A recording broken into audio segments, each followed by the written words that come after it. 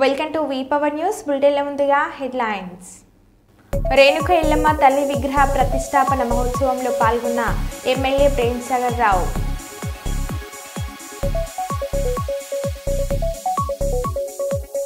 ప్రజాపాలన విజయోత్సవ సభను జయప్రదం చేయండి, ఎమ్మెల్యే యశస్విని రెడ్డి.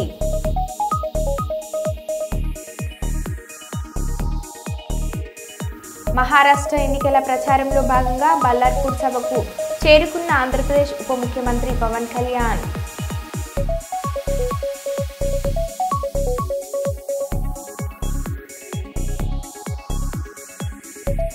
మంచిర్యాల జిల్లాలో పులి కలకలం.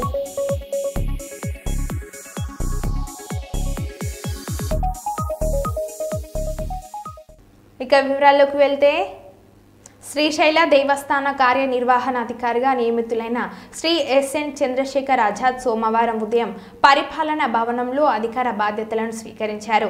ఇన్ఛార్జ్ కార్యనిర్వహణాధికారి శ్రీ ఈ చంద్రశేఖర్ రెడ్డి నుండి వీరు అధికార బాధ్యతలను స్వీకరించడం జరిగింది. కాగా అధికార బాధ్యతల స్వీకరణకు ముందు వారు ఆలయంలో శ్రీ స్వామి అమ్మవార్లను దర్శించుకున్నారు. ఈ సందర్భంగా పలువురు విభాగ అధిపతులు, సిబ్బంది నూతన కార్యనిర్వహణ అధికారికి వారికి శుభాభినందనలు తెలిపారు. అనంతరం కార్యనిర్వహణాధికారి వారు మాట్లాడుతూ శ్రీవారి అమ్మవార్ల అనుగ్రహంతో తనకు కార్యనిర్వహణ అధికారి వారిగా బాధ్యతలు స్వీకరించే అవకాశం లభించిందని అన్నారు. శ్రీ స్వామి అమ్మవార్లను సేవించుకునే భాగ్యం కలగడం తన అదృష్టంగా భావిస్తున్నానని అన్నారు. కార్యనిర్వహణ అధికారిగా ఇటు స్వామి అమ్మవార్లను ఇటు భక్తులను సేవించుకునే అవకాశం తనకు లభించిందని అన్నారు. ముఖ్యమంత్రి, దేవాదాయ శాఖ మధ్యులు, స్థానిక శాసనసభ్యులు వారు శ్రీశైల క్షేత్రాన్ని మరింత అభివృద్ధి చేయాలనే ప్రాగడ సంకల్పంతో ఉన్నారని అన్నారు. తిరుమల, తిరుపతి దేవస్థానం తరహాలో శ్రీశైల క్షేత్రాన్ని అభివృద్ధి చేయాలనే కృతనిశ్చయంతో వారు ఉన్నట్లుగా ఆయన పేర్కొన్నారు. అదేవిధంగా పర్యావరణ పరిరక్షణకు మరియు క్షేత్ర సుందరీకరణలో భాగంగా పచ్చదనాన్ని పెంపొందించేందుకు చర్యలు తీసుకోవడం జరుగుతుందని అన్నారు. సిబ్బంది అందరూ కూడా జవాబుదారీతనంతో పారదర్శకంగా విధులు నిర్వహిస్తూ దేవస్థానం అభివృద్ధికి పాటుపడాలని అన్నారు. హన్మకొండలోని సుబేదారి మెడికల్ ఆసుపత్రి ఆవరణలో ఉచిత ఆరోగ్య శిబిరాన్ని ఆసుపత్రి నిర్వాహకులు ఏర్పాటు చేసి సుమారు 200 మంది ప్రజలకు షుగర్ వ్యాధి నిర్ధారణ పరీక్షలు నిర్వహించి వాటితో పాటు ఇతర వ్యాధులపై అవగాహన కార్యక్రమాన్ని నిర్వహించారు. శిబిరంలో ఆసుపత్రి నిర్వాహకులు, వైద్య సిబ్బంది తదితరులు పాల్గొన్నారు. హనీత్ హుస్సేన్ మాట్లాడుతూ నేటి యాంత్రిక జీవనంలో ప్రజలు అధిక సంఖ్యలో చక్కెర వ్యాధి సోకి ఇబ్బందులు పడుతున్నారని, వారి వ్యాధి పట్ల అవగాహన కల్పించేందుకు ఫ్రీ మెడికల్ క్యాంపు నిర్వహిస్తున్నట్లు తెలిపారు. డాక్టర్లందరి బ్లెస్సింగ్స్. వైద్య నారాయణ హరి మీరు మళ్ళీ దేవుడితో సమానం. మాకేం తెలియదు, పిల్లలకు పాఠాలు చెప్తాం కానీ అంటే మళ్ళీ వచ్చిన తర్వాత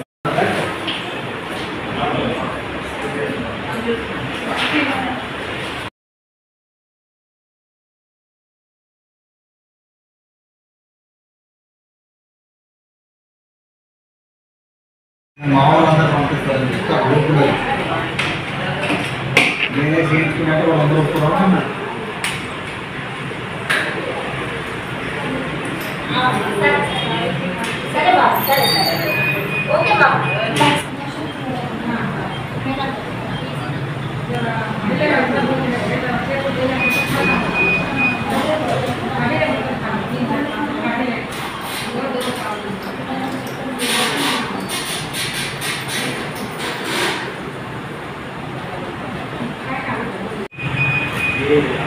अभी फोन करने उनको बोलने को 30 सेकंड्स को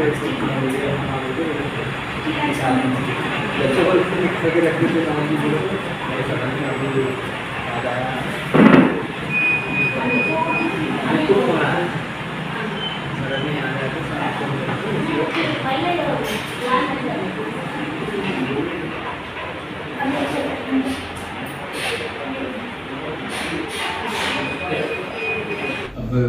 M practising as a general physician और डायबिटोलॉजिस्ट। तो आज हमारे हॉस्पिटल में, मेडिहिल हॉस्पिटल में एक मेडिकल कैंप हुआ है जिसमें HbA1c, शुगर टेस्ट और कोलेस्ट्रॉल टेस्ट अपन फ्री करे हैं और ECG के साथ फ्री करे हैं। तकरीबन 200 पेशेंट्स तक हम लोग फ्री कैंप करे थे। 200 मेंबर्स, ऑलमोस्ट सब लोग 200 मेंबर्स को बेनिफिट हुआ है कैंप की वजह से। और बहुत से लोगों को भी और हम लोग और रीच होना चाह रहे हैं ये कैंप के जरिए। और कैंप भी हर 2 महीने में एक बार रखने का इरादा है इन डिफरेंट प्लेसेस। तो कैंप रखने का मकसद क्या है बोले तो लोगों को अवेयरनेस क्रिएट करना है शुगर के बारे में। जिसको शुगर अवेलेबल शुगर नहीं, जिनको मालूम नहीं है कि उनको शुगर है, उनको हम लोग स्क्रीन कर सकते, we can bring them, we can let them know कि उनको शुगर है बोल के। और जिनका ऑलरेडी शुगर का ट्रीटमेंट चल रहा, उनका ट्रीटमेंट कौन से हद तक इम्प्रूवमेंट है या नहीं वो भी अपन मॉनिटर कर सकते हैं। उसके हिसाब से ट्रीटमेंट प्लान्स भी चेंज कर दे सकते हैं। तो ये पूरे चीजें क्या है बोलते हैं, ये लाइफस्टाइल डिसऑर्डर्स के नीचे आ जाता है। जो लिपिड प्रोफाइल मतलब कोलेस्ट्रॉल ज्यादा बढ़ जाना, शुगर लेवल बढ़ जाना, बीपी बढ़ जाना, जिसकी वजह से हार्ट के प्रॉब्लम्स आने के चांसेस रहते हैं। तो ये पूरे लाइफस्टाइल डिसऑर्डर्स जो मेटाबॉलिक डिसऑर्डर्स रहते हैं उसका एक कॉम्प्रिहेंसिव कैंप है जिसमें कोलेस्ट्रॉल टेस्ट, शुगर, बीपी वगैरह मॉनिटर कर लेंगे। वारंगल में भी, मंडी बाजार में भी और एक क्लिनिक है हमारा, हॉस्पिटल है 24 आवर्स जो रहता है।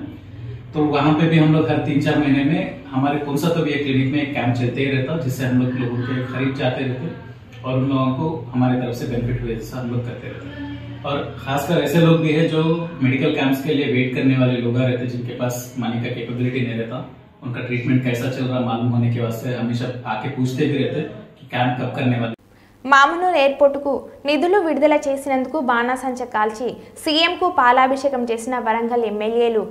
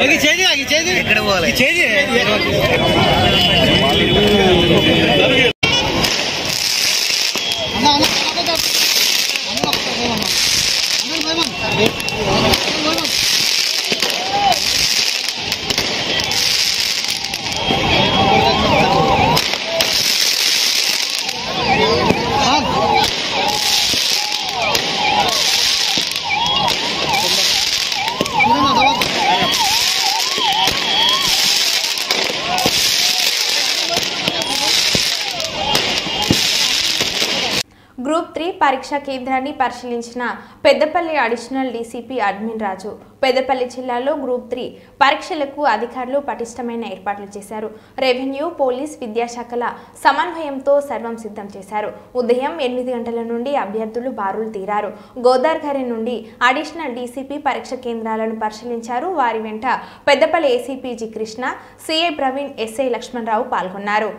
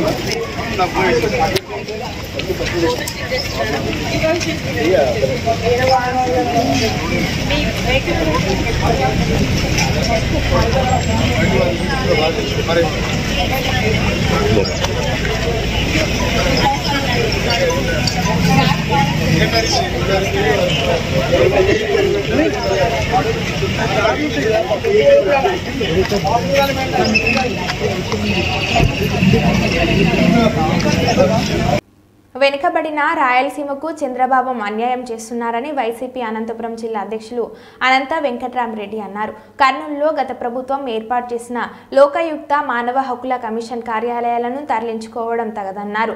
ఆదివారం వైసీపీ జిల్లా కార్యాలయంలో ఏర్పాటు చేసిన మీడియా సమావేశంలో ఆయన మాట్లాడారు. చంద్రబాబు ఎప్పుడు అధికారంలోకి వచ్చినా రాయలసీమకు అన్యాయమే జరుగుతుందని తెలిపారు. రాష్ట్ర విభజన తర్వాత ఏపీకి కేంద్రం ఎయిమ్స్ కేటాయిస్తే దానిని అనంతపురంలో ఏర్పాటు చేయిస్తామని చెప్పి మంగళగిరికి తీసుకువెళ్లారని మండిపడ్డారు. తిరుపతిలో క్యాన్సర్ ఆసుపత్రిని కేంద్రం మంజూరు చేస్తే దాన్ని కూడా కోస్తా జిల్లాలకు తరలించారని గుర్తు చేశారు. రాయలసీమ సాగునీటి ప్రాజెక్టుల విషయంలోనూ చంద్రబాబు నిర్లక్ష్యం చేస్తున్నారని అన్నారు. గతంలో హాంద్రీనీవా శంకుస్థాపనలకే పరిమితం చేశారని, వైఎస్ రాజశేఖర రెడ్డి సీఎం అయ్యాకే పనులు వేగవంతం అయ్యాయని తెలిపారు. కృష్ణ జలాలు 2012 నుంచి హాంద్రీనీవా ద్వారా వస్తున్నాయంటే అది వైఎస్ వైఎస్ఆర్ చలవనేనని అన్నారు. కరువు ప్రాంతమైన రాయలసీమలో ఆంధ్రనీవా ప్రాజెక్టు లిఫ్ట్ ఇరిగేషన్ మోటార్లను పట్టిసీమకు రాత్రికి రాత్రే తరలించిన ఘనత కూడా చంద్రబాబుదే అని గుర్తు చేశారు. ఈ రకంగా ప్రజలను పూర్తిగా కూడా మోసం మామూలు అంటే అతను మామూలు ఎప్పుడు ముఖ్యమంత్రి అయినా కూడా ఇదే పరిస్థితి అంతా కూడా ఎక్కడ కానీ లేదు. కనీసం హామీలు కూడా అమలు పరుస్తారని నమ్మకం కూడా లేకుండా పరిస్థితి కూడా ఈరోజు ఉంది. కేవలం శాసనసభ 5 రోజులు జరిగితే ఇప్పటి వరకు నిన్న శనివారం ఇంతవరకు కూడా ఒక జగన్మోహన్ రెడ్డి గురించి మాత్రమే వాళ్ళు చర్చించే తప్ప ఇంకొకటి ఏమాత్రం కూడా లేదు. రాష్ట్ర అభివృద్ధి కోసం కానీ లేకపోతే కేంద్రం నుంచి ఎలా నిధులు తెచ్చుకోవాలని కానీ లేకపోతే కేంద్ర ప్రభుత్వంతో పాటు రాష్ట్ర ప్రభుత్వం కూడా ఈ రాష్ట్రాన్ని ఎలా అభివృద్ధి చేసుకోబోతోంది అనేది కూడా ఎక్కడ కానీ దాంట్లో కూడా మాట్లాడుకోకుండా కేవలం అతన్ని దూషించడమే ఒక పనిగా దానికోసమే శాసనసభ కూడా జరుగుతున్న పరిస్థితుల్లో ఈరోజు జరుగుతున్న తీరును కూడా నిన్న సోమవారం నుంచి నిన్నటి వరకు శనివారం కూడా ప్రతి ఒక్కరు కూడా గమనించారు కూడా. ఇది ఒకటే కాదు, ఎందుకో దురదృష్టమే కానీ చంద్రబాబు నాయుడు గారు ఇప్పటికే 14 సంవత్సరాలు 4వ మారు కూడా ఈ రాయలసీమకు మాత్రం ఎప్పుడు ముఖ్యమంత్రి అయినా కూడా తీవ్రమైన అన్యాయం కూడా జరుగుతూ ఉండేది కూడా అందరూ కూడా గమనించారు గతంలో కానీ ఇప్పుడు కూడా. ఈ అందరికీ కూడా తెలుసు కూడా ఈ రాష్ట్రం అనేది కూడా మొట్టమొదటిగా ఈ అంతా కూడా రాయలసీమ ఇవన్నీ కూడా మనమంతా కూడా ఆంధ్ర రాష్ట్రం అంతా కూడా తమిళనాడులో అంటే మద్రాసు రాష్ట్రంలో ఉండేవాడు, ప్రెసిడెంట్స్ రాష్ట్రంలో. తర్వాత ఈ భాషా సంయుక్త రాష్ట్రాలు అని చెప్పి ఏర్పడిన తర్వాత మళ్ళీ కూడా హైదరాబాదు విలీనమైన తర్వాత ఆంధ్రప్రదేశ్ ఏర్పడినప్పుడు అప్పుడు వచ్చేసి శ్రీబాగ్ ఒప్పందం అని చెప్పి పెద్ద మనుషుల ఒప్పందం కూడా జరిగి ఒక క్యాపిటల్ కానీ రాయలసీమకు ముఖ్యంగా ఎందుకంటే ఆంధ్ర రాష్ట్రం ఏర్పడినప్పుడు కర్నూలు రాజధానిగా చేసుకున్నాం కాబట్టి అది తీసుకున్నాం కాబట్టి లేకపోతే హైకోర్టు అయినా పెట్టాలని చెప్పేసి కూడా ఆ రోజు శ్రీబాగ్ ఒప్పందం కూడా చేసుకున్న విషయం కూడా అందరికీ కూడా తెలిసిన విషయమే. కానీ ఇన్ని సంవత్సరాలు కలిసి ఉన్నప్పుడు కానీ మళ్ళీ కూడా జరగలేదు. కానీ జగన్మోహన్ రెడ్డి గారు ముఖ్యమంత్రి అయిన తర్వాత మొట్టమొదటిగా కూడా అన్ని ప్రాంతాలు ఎందుకంటే రాష్ట్రం అనేది కూడా విడిపోయింది. ఇప్పటికే ఒకటి మద్రాసు రాష్ట్రంలో నుంచి కూడా ఒకటి విడిపోయాం. అలాగే మళ్ళీ కూడా ఆంధ్రప్రదేశ్ ఏర్పడి మళ్ళీ తెలంగాణ కూడా ప్రత్యేకంగా ఏర్పడింది కాబట్టి ఇవంతా కూడా ఈ తారతమ్యాలు కానీ లేకపోతే ప్రాంతీయ అభిప్రాయ భేదాలు లేకపోతే ప్రాంతీయంగా కూడా మా ప్రాంతం అభివృద్ధి కాలేదని చెప్పేసి ఇవన్నీ కూడా భావాలు భవిష్యత్తులో రాకుండా ఈ రాష్ట్రం విడిపోకూడదని చెప్పి అన్ని ప్రాంతాలు కూడా 3 ప్రాంతాలకి కర్నూలులో కూడా తీసుకొని రావడం ఇవన్నీ కూడా చేయడం కూడా జరిగింది. కానీ ఆ రోజు ప్రతిపక్షంలో ఉండే పార్టీలు అన్నీ కూడా మరీ ముఖ్యంగా తెలుగుదేశం పార్టీ కావచ్చు, భారతీయ జనతా పార్టీ వారి అందరి యొక్క మద్దతుతో కూడా కోర్టుకు పోవడం, కొన్ని ఆటంకాలు సృష్టించి ఆలస్యం కావడం, హైకోర్టు అక్కడ స్థాపించడానికి హైకోర్టు అక్కడ తీసుకొచ్చడానికి జరిగిన విషయం కూడా అందరికీ కూడా రాష్ట్ర ప్రజలకు అందరికీ కూడా తెలుసు కూడా. ఈ సందర్భంలో హైకోర్టులో అక్కడ కోర్టులో సుప్రీంకోర్టులో తెగేంత లోపల కూడా ఇక్కడ కూడా వచ్చే లా కాలేజ్ తీసుకొని నేషనల్ లెవెల్లో కూడా లా కాలేజ్ తీసుకొని రావాలని చెప్పి కర్నూలులో ఒక 100 ఏకర్స్ కేటాయించడం, అక్కడ శాంక్షన్ చేయడం, అలాగే బార్ కౌన్సిల్ కూడా దానికి ఒప్పుకోవడం నేషనల్ లా కాలేజ్కు. వాటితో పాటు కూడా హెచ్ఆర్సి అంటే మానవ హక్కుల కమిషన్ కార్యాలయము అలాగే లోకాయుక్త కోర్ట్స్ ఈ 2 కూడా అక్కడ చేసి బిల్డింగులు కూడా కట్టి పనులు కూడా ప్రారంభం కూడా అయిపోయినాయి కూడా. కానీ తర్వాత ఈ రాష్ట్రంలో జరిగిన పరిణామం వల్ల జగన్మోహన్ రెడ్డి గారు ముఖ్యమంత్రిగా దిగిపోవడం, మళ్ళా కూడా చంద్రబాబు నాయుడు నాయకత్వంలో ప్రభుత్వం ఏర్పడిన తర్వాత మరొక మారు ఈ సీమకు కూడా పెద్ద అన్యాయం కూడా చేసుకోబోతున్నారు. ఈరోజు హెచ్ఆర్సి కానీ లోకాయుక్త కోర్టులు ఇవన్నీ కూడా వెంటనే అక్కడే తాడేపల్లికే తీసుకొని అంటే అమరావతికి కూడా మళ్ళీ కూడా తరలించాలని చెప్పి చేయడం నిజంగా కూడా చాలా తీవ్రమైన అన్యాయంగా కూడా ఈ సీమకు కూడా మేమంతా కూడా పరిగణిస్తున్నాం. ఇది ఎప్పుడు కానీ పెద్ద ద్రోహం కూడా ఈరోజు కూడా పెద్ద ఎత్తున కూడా ద్రోహం చేసినట్లు ఈ ప్రాంతానికి కూడా. ఎందుకంటే రాయలసీమ ప్రాంతం అనేది కూడా అభివృద్ధి కావాలంటే ఉమ్మడి ఆదిలాబాద్ జిల్లా వాసులకు పెద్ద పులి కంటి మీద కునుకు లేకుండా చేస్తుంది. నిన్న నిర్మల్ జిల్లాలో సంచారం ఆ ప్రాంత వాసులను భయాందోళనకు గురిచేస్తే ఇవాళ మంచిర్యాల జిల్లాలో పులి మరోసారి కలకలం రేపుతుంది. మంచిర్యాల జిల్లా మందమరి మండలం శంకర్పల్లి శివారు KK5 గని సమీపంలో పెద్ద పులి సంచరించడం కలకలం రేపింది. KK5 గని సమీపంలో పంపు దగ్గర మహారాష్ట్ర నుంచి పత్తి ఏరడానికి వచ్చిన వలస కూలీలు గుడారాలను ఏర్పాటు చేసుకుంటున్నారు. దారి వెంట వస్తున్న పెద్ద పులిని చూసి వలస కూలీలు ఒక్కసారిగా కేకలు వేశారు. శంకర్పల్లి నుంచి చదలపూర్ అటవీ ప్రాంతంలోకి వెళ్లినట్లు వారు చెప్తున్నారు. పెద్ద పులి సంచారంతో వలస కూలీలు ఆందోళన చెందుతున్నారు. కాగా KK5 గని శివారులో పెద్ద పులి సంచారం కనిపిస్తున్నట్లు గ్రామస్తులు కూడా చెప్తున్నారు. చదలపూర్ అటవీ ప్రాంతంలో పులి సంచారం ఉన్నట్లు అధికారులు సైతం గుర్తించారు. ఇక శుక్రవారం నిర్మల్ జిల్లా పెంబి మండలంలో పులి సంచారం కలకలం రేపింది. పులి సంచారంతో పెంబి తండ శివారు ప్రజలు వణికిపోతున్నారు. ఆంధ్రప్రదేశ్ ముఖ్యమంత్రి చంద్రబాబు నాయుడు సోదరుడు నారా రామ్మూర్తి నాయుడు అంత్యక్రియలు పూర్తయ్యాయి. ప్రభుత్వ అధికారిక లాంఛనాలతో రామ్మూర్తి నాయుడు అంత్యక్రియలు నిర్వహించారు. చంద్రబాబు నాయుడు తన స్వగ్రామమైన తిరుపతి జిల్లా చంద్రగిరి మండలం నారావారిపల్లిలో తమ తల్లిదండ్రుల సమాధుల చింతనే సోదరుడి అంత్యక్రియలు పూర్తి చేశారు. రామ్మూర్తి నాయుడు అంత్యక్రియలకు టీడీపీ శ్రేణులు భారీ సంఖ్యలో నారావారిపల్లికి తరలి వచ్చారు. అన్ని పార్టీలకు చెందిన రాజకీయ ప్రముఖులు, చంద్రబాబు సన్నిహిత మిత్రులు, నందమూరి కుటుంబానికి చెందిన ప్రముఖులు రామ్మూర్తి నాయుడు అంత్యక్రియలకు హాజరయ్యారు. రామ్మూర్తి నాయుడు అంత్యక్రియల సమీపంలో తన తండ్రిని చివరిసారి చూసుకుంటూ నారా రోహిత్ వెక్కి వెక్కి ఏడవడం అందరినీ కంటతడి పెట్టించింది. మా నాన్న కోసం, మా కోసం ఎంతో చేశారంటూ నారా రోహిత్ అభిప్రాయపడ్డారు. ఎక్స్ ద్వారా నారా రోహిత్ విడుదల చేసిన ఓ ఎమోషనల్ నోట్ ఆయనకు తండ్రి మీదున్న ప్రేమకు సాక్ష్యంగా నిలిచింది. సోదరుడు నారా రామ్మూర్తి నాయుడు పార్థివ దేహానికి ఏపీ సీఎం నారా చంద్రబాబు నాయుడు అంతిమ నివాళులు అర్పించారు. చంద్రబాబు స్వగ్రామమైన నారావారిపల్లి రామ్మూర్తి నాయుడు పార్థివ దేహాన్ని తీసుకొని వచ్చారు. అనంతరం అక్కడికి వివిధ పార్టీల నేతలు, సినీ, వ్యాపార, రాజకీయ ప్రముఖులు అక్కడికి చేరుకొని ఆయన పార్థివ దేహానికి నివాళులు అర్పించారు.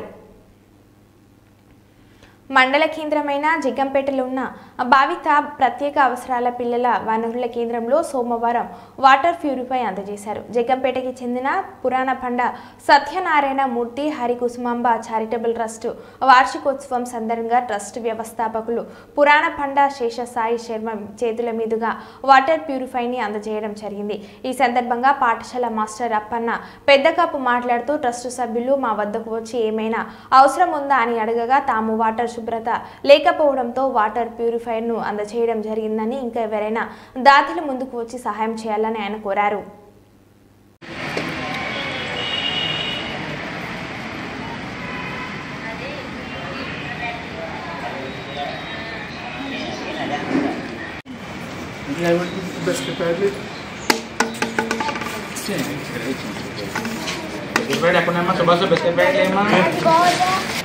చికెన్ లాంగ్ అయిపోయినా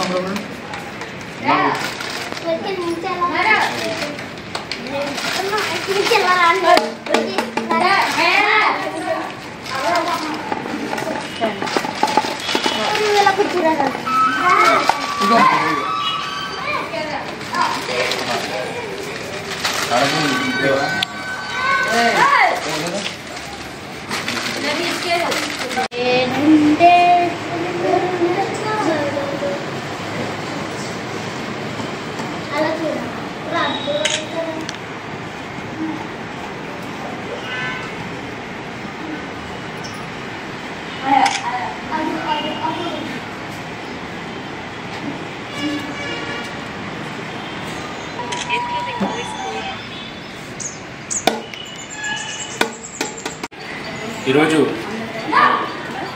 జగ్గంపేట ప్రత్యేక అవసరాలు కలిగినటువంటి పిల్లలు చదువుకుంటున్న మా భవితా కేంద్రంలో మన పురాణ పండ సత్యనారాయణ మూర్తి కుసుమాంబ చారిటబుల్ ట్రస్ట్ వారు మా భవితా కేంద్రానికి ఏదైనా అవసరం ఉందా అని అడగడంతో వారు అడగడం జరిగింది. అడిగితే మేము వెంటనే మా పిల్లలకి ప్యూరిఫై వాటర్ లేదండి, ఇక్కడ చాలా ఇబ్బంది పడుతున్నామని చెప్పడంతో వెంటనే వారు స్పందించి ఆ ట్రస్ట్ యొక్క 3వ వార్షికోత్సవం సందర్భంగా ఈరోజు మా జగ్గంపేట భవితా కేంద్రానికి ఈరోజు ఎంతో ఖరీదైనటువంటి చాలా విలువైన బ్లూ స్టార్ కంపెనీ సంబంధించినటువంటి వాటర్ ప్యూరిఫై మిషన్ ఇవ్వడం జరిగింది. ఇక్కడ మొత్తం 20 మంది పిల్లలు ఇక్కడ విద్యను అభ్యసిస్తున్నారు. అలాగే ఇంకా ఎవరైనా దాతలు ఉంటే కనుక ఆ భక్త కేంద్రానికి వచ్చి నాకు అవసరమైనటువంటి వస్తువులు కానీ ఏదైనా సహాయం కోసం కోరుతున్నాను. Thank you. ములుగు జిల్లాలో జంగాలపల్లి గ్రామంలో వరుస మరణాల కారణంగా గ్రామ ప్రజలు ఏదో తెలియని ఆత్మ గ్రామంలో చొరబడి ప్రజలకు గాలి సోకడం, కొంటెతనం వంటి కారణాలతో మృతి. 2 నెలల్లో సుమారు 30 మంది యువకులు మృతి చెందుతున్నారు. దసరా పర్వదినాన బొడ్రాయి వద్ద జంతు బలి చేయకపోవడం మూలాన వరుస మరణాలు సంభవిస్తున్నాయని భావించడంతో ఈరోజు గ్రామస్తులు బయటి వంటల బాటపట్టారు. చాలా వరకు ఇళ్లకు తాళాలు వేసి కనిపించాయి. వరుసగా 3 రోజులకు ఒకసారి చొప్పున మరణాలు జరుగుతుండగా వేద పండితులతో బొడ్రాయి పూజలు జరపాలని గ్రామస్తులు తీర్మానించుకున్నారు.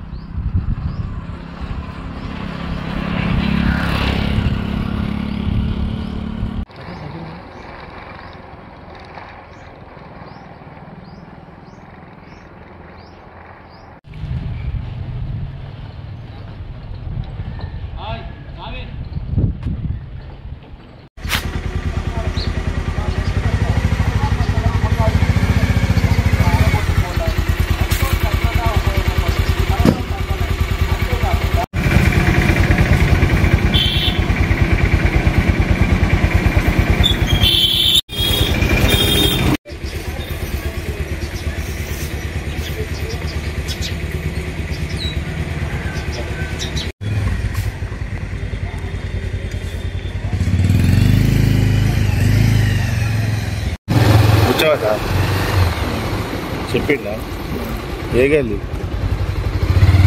చాలు. ములుగు మండల్, మాది జంగాలపల్లి గ్రామం. నాకన్నా చిన్న పిల్లగాళ్ళు, నా వయసు కంటే చిన్న పిల్లగాళ్ళు చనిపోయినారు.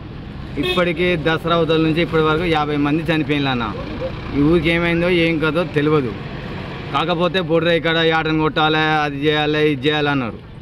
ఈ గ్రామ సర్పంచ్ ఇప్పుడు 6 నెలలు 4 నెలలు అవుతుంది లేడు. కార్యదర్శి చేతులు ఉన్నది. ఎవరు పెద్దలు పట్టించుకుంటలేరు. పెద్దలకు చెప్పిన సుత మొన్న అయ్యగారిని తీసుకొచ్చిండ్రు. ఆ బొడ్రాయి కాడ తీసుకొస్తే వాస్తు లేదు, అది లేదు, ఇది లేదు అన్నారు. ఆ బొడ్రాయి కాడ ఇంటికి బిందె నీళ్ళు కుంకుమ పసుపు తీసుకొచ్చి బొడ్రాయి కాడ పోయాలి. దేవుని కాడికి వచ్చి దేవుని పెద్దమ్మ తల్లి గుడి కాడికి వచ్చిళ్ళు. పెద్దమ్మ తల్లి గుడి కాడ సుత చూసిళ్ళు అయ్యగారు. మళ్ళా పొసవ తల్లి గుడికాడ చూసిళ్ళు. ఇంటికి బిందె నీళ్ళు పోయిండ్రి, అది చేద్దామని అన్నారు. చిన్న పిల్లగాళ్ళు మాత్రం ఈ ములుగు దాటిపోతే అనుకుండా పోతే శివాలయాలు ఈ పెద్దలు పట్టించుకుంటలేరు. ఓట్లు వేసానికి వచ్చినప్పుడైతే ఓట్లు మాకు ఇది పైసలు కావాలి, ఇది కావాలి, అది కావాలి అంటే చేస్తాం అంటాను. ఓట్లు వేసుకుంటాను, పోతాను. అదే మంత్రి సీతక్కన ఎమ్మెల్యే ఉన్నప్పుడు 3 సార్లు గెలిచింది. ఇప్పుడు సీతక్క మీ ఊరినే ఎమ్మెల్యే గెలిచిన మీ జంగల్పల్లి గ్రామంలో మంచిగా మెజార్టీ వచ్చింది, నేను చూసుకుంటా అన్నది ఇంతవరకు చూడలే. ఒక మంత్రి పదవి వచ్చినప్పుడు వచ్చింది, చూసింది. కరువు పని కనుక వచ్చింది. మీ సెంటర్లా నా కరువు పనికి 400 కరువు పని పైసలు కట్టిస్తా అన్నారు అని చెప్పింది, పోయింది. ఇంతవరకు పట్టించుకోలే. మరి ఆమె మరి ఊరికి మెజార్టీ వచ్చినప్పుడు మరి ఇప్పుడు ఈ ఊరికి ఏమవుతుంది ఏం కంత చిన్న పిల్లగాళ్ళు చనిపోతాను మరి ఏంది అని ఒక్కసారి చూద్దాం అడగలేదు అది మరో బులెటిన్లో మళ్ళీ కలుద్దాం. Stay tune.